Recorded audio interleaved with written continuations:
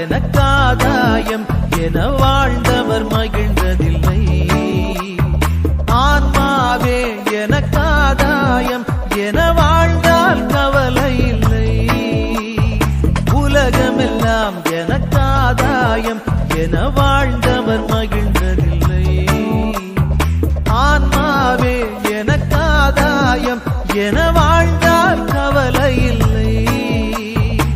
அழியும் செல்வம் சேர்ப்பதா அழிய ஆன்மாவை காப்பதா? அழியும் செல்வம் சேர்ப்பதா அழிய ஆன்மாவை காப்பதா?